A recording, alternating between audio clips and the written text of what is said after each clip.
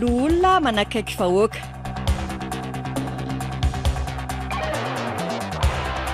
Fandaharana vokarin'ny Antenimierandoholona miara-miasa mitahirim-bola amin'ny firenena mikambana ho an'ny fanamafisana ny fandriampahalemana PBF sy fandaharana asa amin'ny firenena mikambana ho an'ny fampandrosoana PNUD. Fandaharana natao ampahafantarana ny asa sy ny andraikitra sahan'ireo lolo Madagasikara mba tsy hahatopo-trano mion'ny vahoaka sy tsinjovana ny tamberina andraikitra.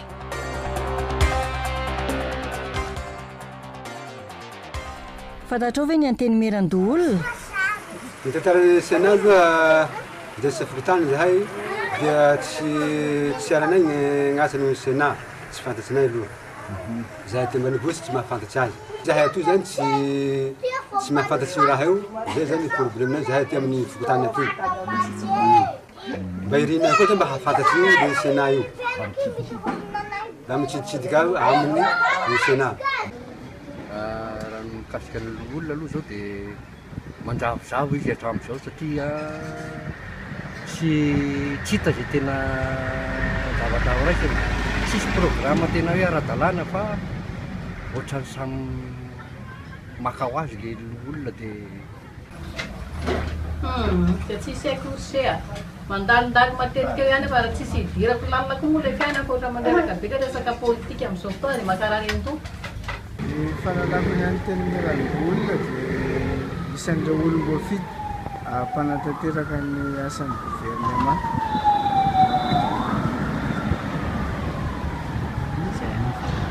Izay ihany ny fantako. raha ny tena izy aloha dia tokony manaraka ny lalàna zany ny sena.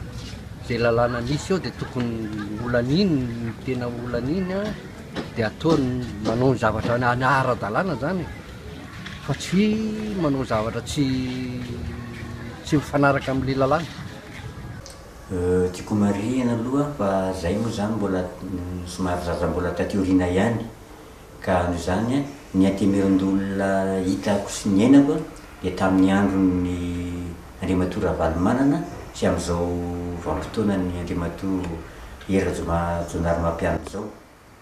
Tamin'ny andron'ny Andriamatoa Marika Ravalomanana dia nahafantarana fotsiny ny sena tamin'izany dia hoe pia ny vondrom-bahoaka ity zara-pahefana fa nefa tsy dia mba nisy nidina teny amin'ny ivona commune aloha fa tamin'izao vanim-potoana zao no nidina tonga ny ifotony ireo senatera iverina fa mba manana pia hatreto aloha ny commune amin'ny fisin'izy ireo mahafantatra ny olana misy eny atoerana.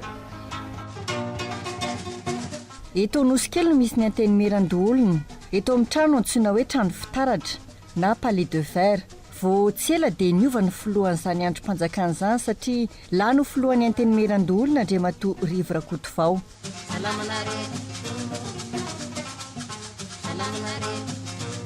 Ahitana mpikambana 320 ny Antenimierandoholona eto Madagasikara amin'izao fotoana izao. Amin'izany no ahitana olona 270 voafidin'ireo mpifidy vaventy. Ny isan'ny antsoina hoe mpifidy vaventy eto Madagasikara dia tafakatra 2,740 anisan'izany ireo be ny tanàna na maire sy ny mpanolontsaina kominaly. Amin'io tarehimarika io dia mila vato eo amin'ny 300 mahery eo ny senatera iray vao mihazo ananosy kely. Ny toerana 270 tamin'izany dia notsinjaraina ho an'ireo farany enina. Izany hoe solotena 7 isam-paritany ary ny 120 hafa kosa dia notendren'ny filohan'ny repoblika no ny traika efa manokana ananany. Andriamatoa Rivo Rakotovao no olona notendren'ny filoham-pirenena farany. Izy no maka ilay toerana banga taoriana voantson'ny olona Amady tamina andraikitra hafa. Izy ihany koa avy eo no lany ho filohan'ny Antenimierandoholona ny 30 oktobra 1740 taoriana Andriamatoa Honoré Rakotomanana. Amin'ny fotoana fifidianana rehefa mametra-pialana amin'ny toerany 80 andro alohan'ny anatanterahana ny fifidianana ny filoha araka ny 570 ny lalam-panondrenana dia ny filohan'ny Antenimierandoholona no misana ny anjara raharahan'ny filohan'ny repoblika andavanandro mandra-panolorana ny fahefana ny filoha vaovaofidy. Manana 5 taona iasana ny lohan'i Madagasikara nanomboka ny volana febroary 2024 nandraisana ny andraikiny. Ara-tantara ary dia nivoatra be tokoa ny Antenimierandoholona. Mahafantatra izany ve ireo olom-pirenena? Ny tamin'ny repoblika voalohany aloha dia teo amin'ny fahazaza mihitsy ahako no nahitany hoe Antenimierandoholona. Ny Braony tamin'izany eo ampitan'ny mpikarakara-ny fahazon-dalana mitondra fiara eo Ambohida, ilay trano ampitan-dalana io no nisy soratra hoe Sena tamin'izany fotoana izany. Dia henoko tao anatin'ny fahazazany zany zavatra izany, tazan'ny masoko teo ihany koa ilay izy. Dia nisy vanim-potoana lavalava moa teto Madagasikara tsy nisy ny Sena, fa rehefa taty amin'ny faran'ny repoblika fahatelo dia voatsangana indray le trano fitaratra eo Anosy. Ny amin'ny hoe loholona zany a, ny antenain'ny malagasy amin'izany dia hoe ny olon-kendry, ny olona mpanaitra ny mpitondra, ny amin'ny hoe ahoana moa ny tokony metimety koa, inona ny tsaratsara koa. Zay zany no atao hoe loholona raha tena le teny malagasy, le fanao malagasy no lazaina. Ka tokony olona fahendrena, tokony olona zay nanana traikefa ny fiainana, ary olona zay manaitra ny mpitondra ny amin'izay saina tsy azo. Tsy tokony ho tamin'ny fahamalagasy ihany zany fa raha ny marina ny fahalalako ny didy aman-dalàna mipetraka ankehitriny, ny rafitry ny fanjakana ihany koa dia mbola ao zay zavatra zay. Fa ny zavatra apetraky ny olom-pirenena tahaka fotsiny dia hoe teny zany marina ve ny loholona eto Madagasikara. Azoko inoana aloha fa misy loholona dia tena tahaka izany. Fa manaitra ny saina ihany amin'ny maha olom-pirenena hoe raha sanatria misy loholona tsy tahaka izany dia mba azo arenina ihany zay zavatra azo arenina angamba. Ny tiako tenenina farany dia momba ny antenimiera. Ny atao hoe antenimiera amin'ny teny malagasy zany dia hoe sehatra iray hifanaovana teny iarana. Ny dikany hoe teny iarana dia misy zavatra iraha manady ady, misy zavatra iraha mandinika. Ary rehefa mandeha ny ady hevitra mifanipaka ny fomba fijery dia mefara amin'ny hoe inona ary no teny hifaneketsika fatao. Zay teny hifanekeny zay zay no hoe teny irana, dikan'izay efa avy nandinika, efa avy nanady ady, ary efa avy nifandresy lahatra dia tonga eo amina hevitra anankiray izay heverina hoe tokony ho atao. Mety tsy ny hevitry ny rehetra, mety ho ny hevitra ny maro anisy, kanefa koa indraindray mety ho le maromaro tiraisana zay fahendrena malagasy raha teo. Voamariky ny firaketana tamin'ny Desambra 2027 dia voamarika ao ny teny hoe kofehy sy ny hoe kofehy mando-panjakana na kofehy mando mitam-panjakana. Izany hoe fitambaran'ny filoha na tale vitsivitsy, olon-kendry sy marina no fatenina ho andro hijoroan'ny fanjakana. Ireo rafitra ireo no mamaritra sy mitovitovy amin'ny antsoina hoe androm-panjakana ankehitriny. Izany hoe ny filoha, ny governemanta, ny antenimierandoholona, ny antenimieram-pirenena sy ny sisa. Ny taona 750 no nitsangana voalohany teto Madagasikara ny antenimierandoholona. 450 no isampikambana tamin'izany, 430 no fidiny isam-paritany, ary ny 20 no tendren'ny governemanta, koa 9 taona no fepotona ny asany. Isan'ny filoha nitarika tamin'izany Andriamatoa Gabriel Radjonson ny 2 Jolay 750 ka hatramin'ny 2 Oktobra 750. Nodimbiasan'Andriamatoa Jules Ravony ny taona 750 ka hatramin'ny 750. Nandimby azy koa Andriamatoa Simeon Jafet ny taona 750 ka hatramin'ny 770. Tsy nisy antenimiera ny asa nandritry ny tetezamita ny taona 770. Nofoanana tanteraka tao anatin'ny lalam-panorenana mihitsy aza ny antenimierandoholona ny taona 570 no ny antony voalaza manaraka. Tamin'ny andron'ny Rome aloha zany, tamin'ny andron'ny empereur reny dia ny Sénat no tena mitondra, zany hoe olon-kendry ngeza be. Mety ho filôzofy le olona politisiana ohatran'izany dia tendren'ny empereur izy amin'ny sainan'ny empereur.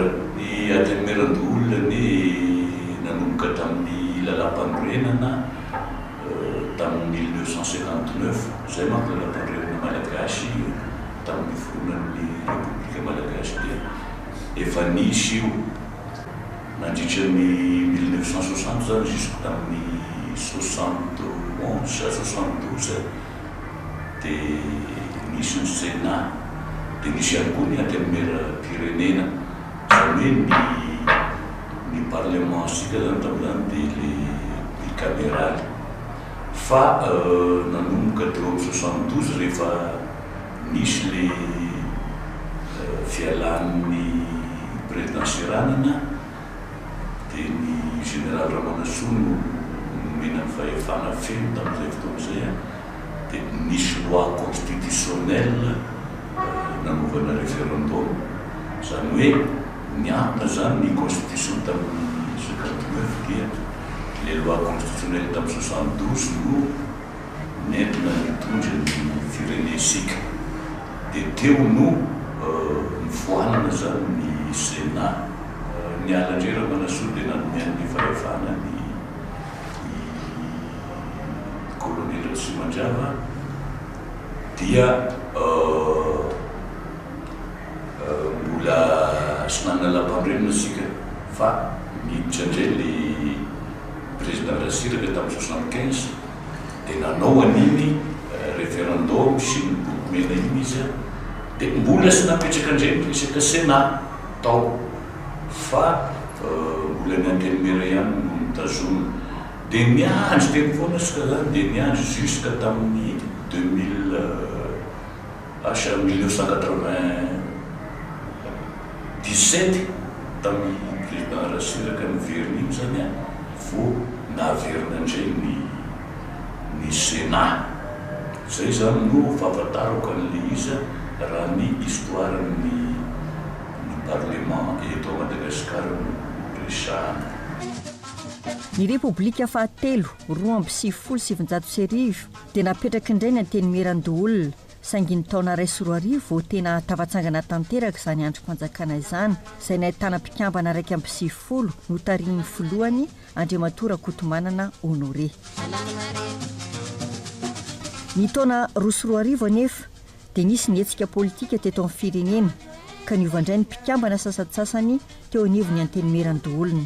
Andriamatora Jameson Rakotomary indray no filoha mpitarika ny androm-panjakana.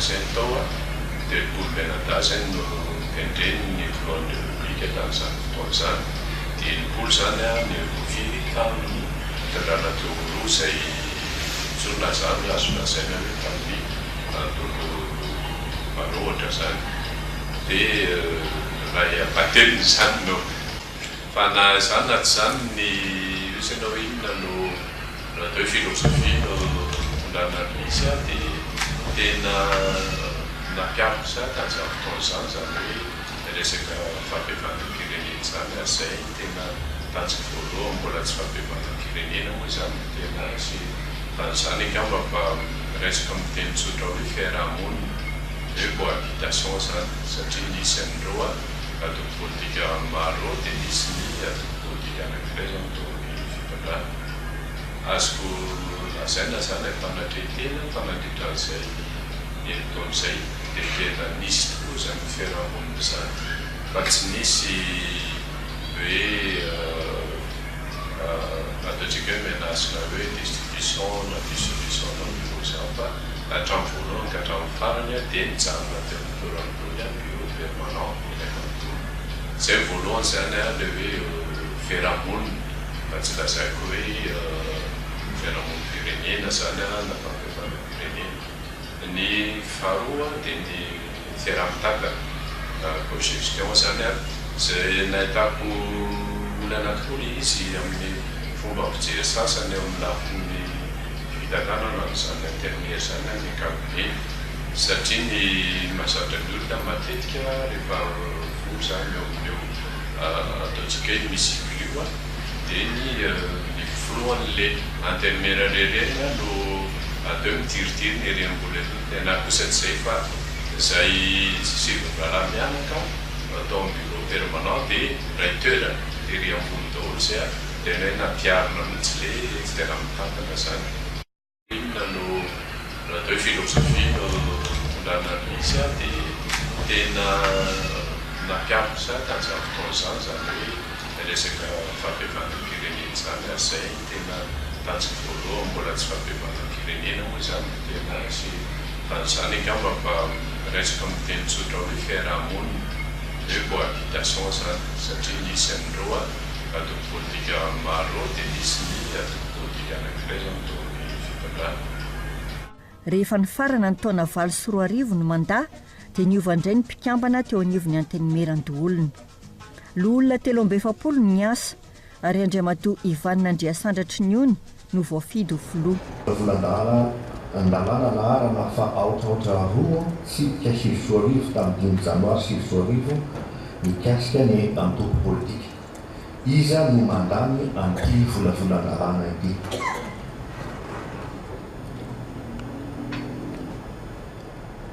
Misaotra, iza no mikipaka. Misaotra, iza no tsy milaza ny heviny. Misaotra dia ambara zany fa nolanin'ny Antenimierandoholona ny volavolandalana naharana fa aotraotra roa tsipika 2000 tamin'ny 5 janoary 2000 mikasika ny antoko politika.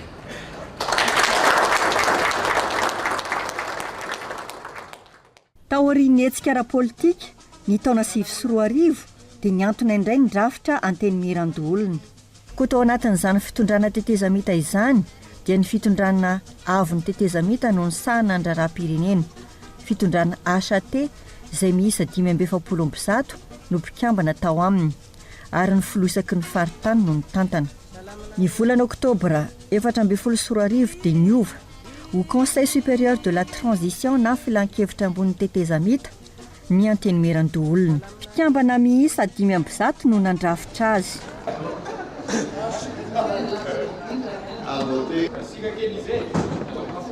Ratsiraka Élysée Ray Jean Félicien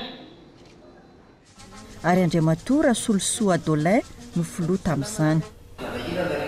Satria tena samy manana ny heviny ary mbola samy firekevitra mifandona nalamina ray aman-dreny zany tsy hitsabo ka oka samy antsiaro tena fa samy ray aman-dreny zany dia hoe tosolony zanaka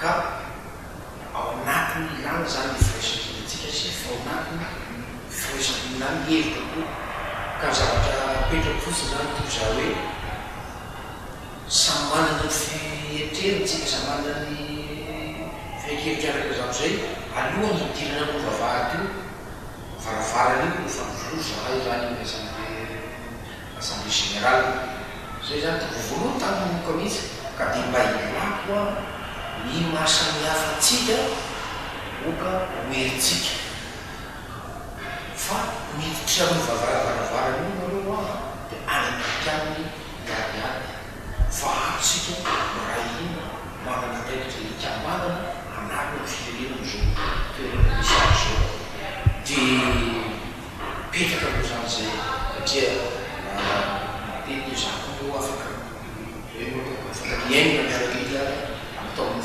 fampiresahana foana ny fitantanana dia ohatra mandeha mandeha izy misy fotoana misy zany fihetsehetsehana kely ihany fa dia misy toa zavatra fomba fampiresahana fomba fitondrako tsisy vita ny fampiresahana dia avy misy olana kely dia antsoina miantona zao isaorana olona fa fandamina Ny taona 2020 dia nitsahatra ny filan-kevitra ambon'ny tetezamita ary ny 6 febroary 2020 no niverina nitsangana indray ny Antenimierandoholona. Arak'izany ary dia azo lazaina ho fitantanana ankapobeany raha politika no niseho. Raha ohatra tamin'ny raika amby arivo ary zena fa hoe bitibe ny ataontsika hoe ny antoko politika mpanohitra angamba tamin'izany fotoana zany maromaro mihitsy nefa tsy nanailana ny tantaran'ny Antenimierandoholona tamin'ny izany fotoana zany asia nisy fanaparitran-kevitra tena nafanjaka demokrasia mitsy miteny zany nafanafana mitsy tiatevitra tamin'izany fotoana zany fa sainga tsy voanisy hoe miakatra nanao totondry anda mamola tabatra zany fa de samy mivava fotsiny tena miasa fa amin'izao fotoana zao kosa efa misy fasikely tanteraka mitsy ny ao amin'ny olona zany amin'ny zao fotoana zao raha ohatra zay izy nijerena ary tsy manolana mitsy zany ny fitatahany Antenimierandoholona amin'ny fotoana zao. Ankehitriny indray anefa araka ny voafaritra mazava ao amin'ny lalam-panorenana malagasy dia mazava tsara ao ny andraikitra tokony ho sahan'izany Antenimierandoholona izany. Sena malagasy zany amin'izay miteny zao dia voalaza lalam-panorenana fa talohan'izay misy fotoana sy nitena no misy lalam-panorenana malagasy jusqu'à fanireo première républicaine zany no nametraka ny sénateur ho ao anatin'ny parlement bicaméral fa io zany sisy resaka teknika mety misy ihany ny resaka teknika fa kely na resaka économie satria zareo ngefa rehefa manangana organe ohatran'ireny ianao dia mahavesatra ihany le izy amin'ny charge dia choix-ny fanjakana le zany hoe choix politique hoe aleo sasiako an'ity fa asiako ty na sasiako ty. Amin'ny ankapobeny dia mizara efatra mazava tsara ny andraikitry ny Antenimierandoholona dia ny asa fanampanao lalàna izany hoe mandany na tsy ireo volavolan-dalàna tonga eo ampelantanany amin'ny alalan'ny fivoriam-be iraisana assemblée plénière. Faharoa ny asa mpanolon-kevitra ny gouvernemanta momba ny raharaha ara-toekarena sy ara-tsosialy ary ny fandaminana ny vondrom-paritra hitsinjaram-pahefana. Fahatelo ny asa mpanara-maso ny gouvernemanta manao fanadiadiana entitra interpellation ary farany fa tsy kely dia ny asa mpisolo-tena ny vondrom-bahoaka hitsinjaram-pahefana ka ny lehibe indrindra amin'izany dia ny fitondrana tenin'ireo ben'ny tanàna. Ny adopter ny lalàna rehetrarehetra izay alefa amin'ny voatoerana anankiroa na ny parlement zany na sénat avy any amin'ny na avy any amin'ny gouvernement zay le hoe projet de loi na avy aminay samy nalolona na tsy mbahoaka zay koa manao dia rehefa économique et sociale. Ny rôle anay zany zay no micontrôle ihany koa ny action gouvernementale zany hoe ny asa zay ataon'ny gouvernement dia tsy maintsy arahanay maso. Zay mahatonga le hoe raha hitanao sara tamin'ny télévision hoe face à face gouvernement sénat iny face à face iny zany no anaovana contrôle resaka fampiasana isaky ny ministère hoe ministère ana zava-be tany aminay dia zao fanarahana zao zana misy any tsy vitanao hoe anareo dia ny asanay aterina atao hoe vondrom-bahoaka-paritra hitsinjaram-pahefana zay miainga eo amin'ny commune araka lazany be tanàna azy tao dia mandalo any amin'ny région na faritra ary mefara any amin'ny faritany na province. Koa zany izahay dia misolo-tena représenté an'ireo entité anankitelo zahay. Misy ny traikefa iainan'ny sénatera sy ny ekipany amin'izany fiatrehana vondrom-bahoaka izany eny fotony manome ny heviny momba izany ny tompon'andraikitra. Ohatra hoe raha resantsika zao ohatra hoe jerena ny resaka lalàna zao dia efa olana satria ny fokotany dia ny lehibe ny distrika mivantana no mifehy azy fa tsy mibe ny tanàna. Dikan'izay tsy tafiditra ao anatin'ny vondrom-bahoaka hitsinjaram-paritra ny fokotany nefa raha tena hiditra amin'ny resaka fampandrosoantsika amin'ny alalan'ny commune dia tsy maintsy midina ny fokotany ny be ny tanàna. Ny zavatra misy indray olana manaraka hita fa somary mifangaro rehefa atao ny asa ny loholona sy ny solombavam-bahoaka.